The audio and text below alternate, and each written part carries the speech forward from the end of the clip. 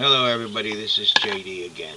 I'm going to talk to you about some things. I better keep this on because I got to do some reading at the same time. I'm going to talk to you about some things. I am being asked questions, some serious questions that will have to be handled and dealt with. And my answer to this is that yes, I will deal with them, but I'm not going to sit here and tell you how I will do it because sitting here right now, I know that every one of these are problems. Let's go with, for example, the China military. I believe the Korean War had something to do with about controlling China's military. As you could see, it didn't work, and what are we going to do about China's military buildup? Say, don't do it, you're a bad boy. They're going to listen to us. We got all kinds of serious problems within our government. From the graft and corruption that's in Congress, both the House and the Senate, the lobbyists in there, the special interest groups, the Republican Party is a lobbyist, the Democrat Party, they're lobbyists. If you wanted to see, should have seen them on the Obama insurance regulation. There was a prime example of how lobbyists work. There's no room in our government for that type of corruption. There's no room in our government. First and foremost, we have to be an example. I will have to be an example for the people. But to tell you I'm going to do this, I'm going to do that, I'm going to take care of this, I'm going to take care of that, I'm not going to lie to you. I will tell you one way to control the government debt is to quit borrowing. I mean, whenever you're in a credit card spiral, which the United States government is in now, the first and foremost that every single economist tells you to get out of that credit card spiral is to cut up your credit cards. Quit borrowing. Does that mean we have to reduce the size of government? Well, when you quit borrowing, what are you going to have to do? You know as well as I do, there's things that you in your home that you have to give up. Well, there's things the government's going to have to give up. Am I going to break the word to the people? No, there's things that cannot be given up because the word was given out. For example, to call Medicare and Social Security an entitlement when you pay for it, how is that an entitlement? Now, I will say Medicaid and welfare, that's entitlements.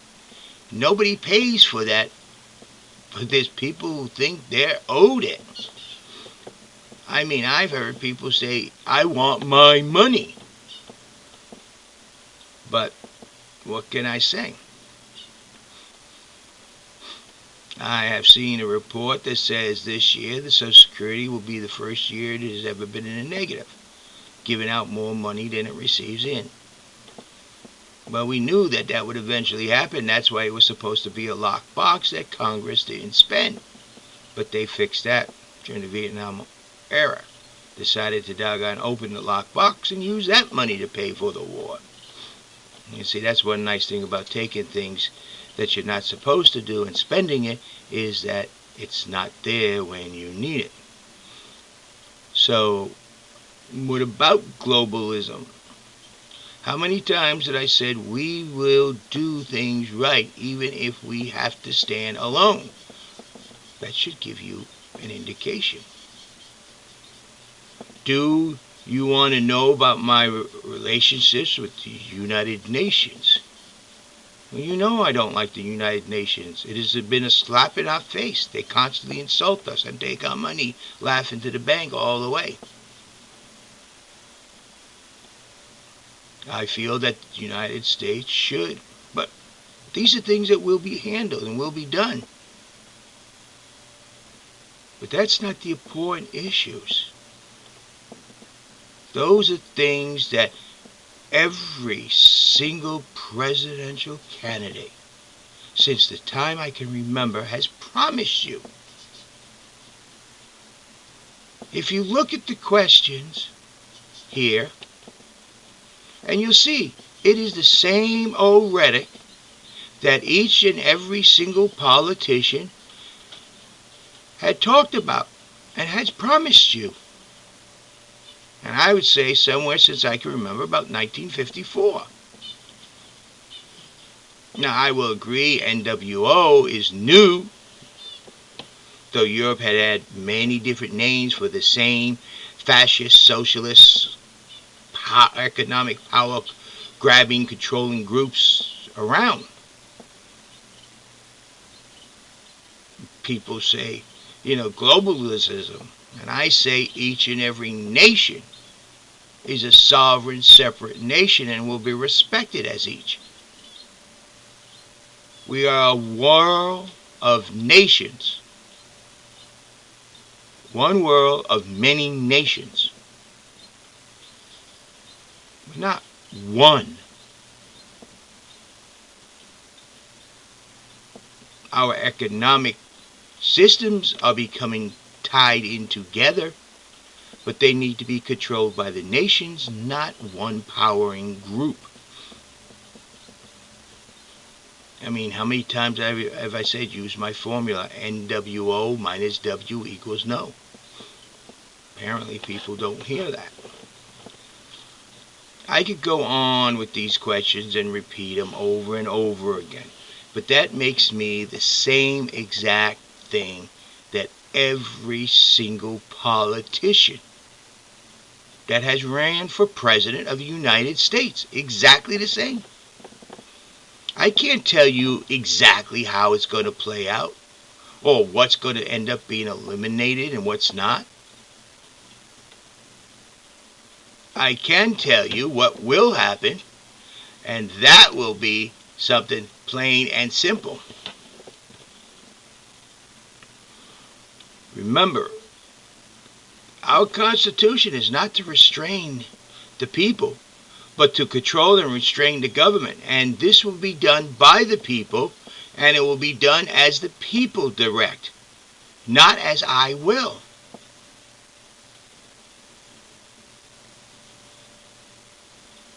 So, what do you want me to say? You want me to give you a whole bunch of lines? Oh, we're going to do this, we're going to do that. We're going to get rid of this, we're going to get rid of that.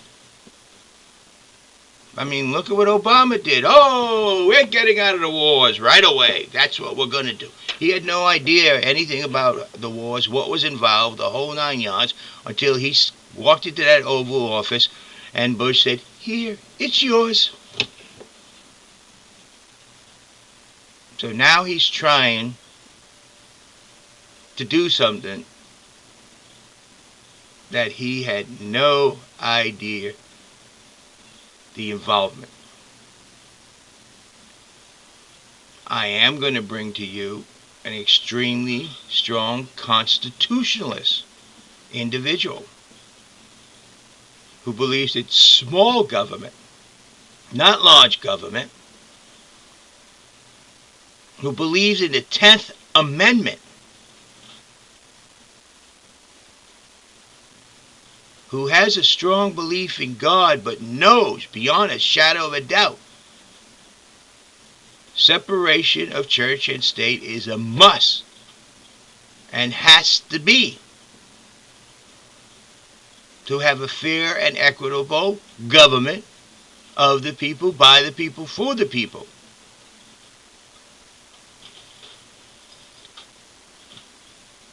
I don't see the sense of our federal government being so large. I mean, look at the examples. I mean, you people out there yell, term limits, term limits. You want Congress to pass term limits. And I turn around to you and say, whoa, stop. You don't want Congress to do it. You want each and every state to do it. Don't you think the federal government has enough power? Why give it more power? I agree. Term limits need to be set, but not by the federal government, but by each and every single one of you and your states. About religion, I'm sorry. As President of the United States, I can neither affirm nor deny anything about religion. So therefore, I cannot say yes or no about anything about religion. So don't ask me about gay marriages. That's between God and the people getting married, not the federal government. The federal government has no jurisdiction there. Any two people who can get together, get a legal document of union, is what I call what the government gives you. Find a religious organization that says you are now married and signs a marriage certificate. That's between you, your partner,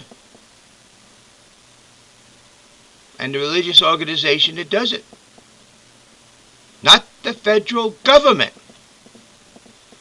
That will only grow the federal government.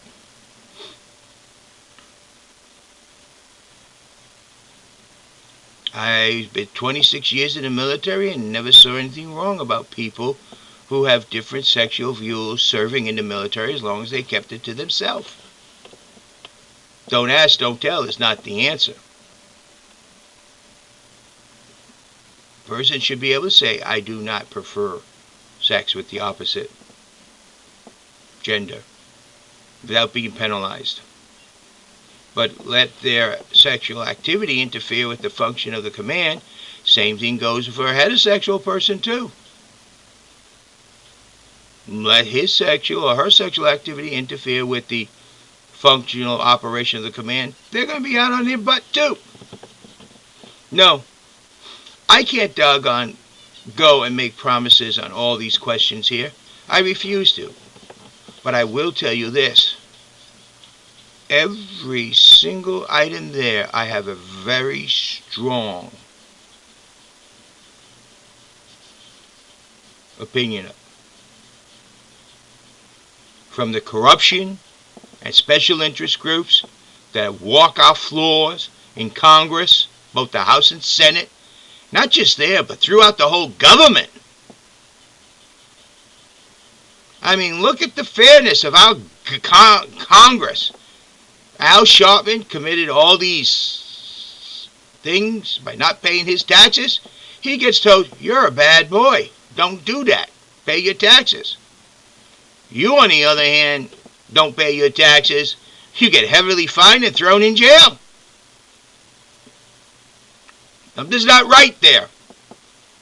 That I will approach. That I will take care of. I don't see throwing a person in jail and letting a congressman off for the exact same crime, if it's a crime. I don't believe anybody is above the law, not even congressmen and senators.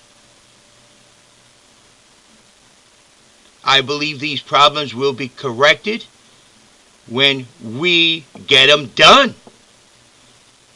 But I'm not going to sit here and lie to you and say, this is what we're going to do, this is what we're going to do. I have to get a cabinet together. I have to get very, very expert people in different areas into my cabinet. And we will approach all our problems. But for me to sit here and lie to you about what I'm going to do, that I cannot do.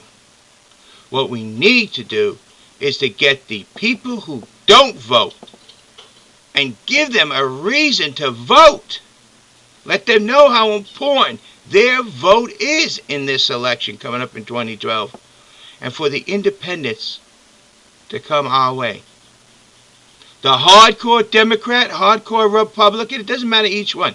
They will vote party line, party, party. It doesn't matter who they even have running. It really doesn't. They're going to vote Democrat and Republican no matter what.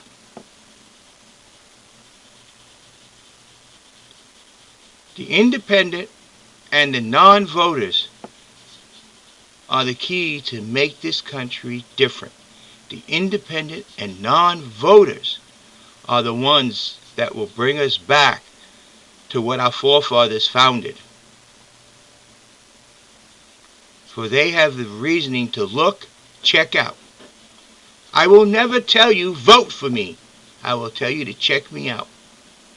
I cannot and will not knowingly ever lie to you people and make promises I do not know how they will play out.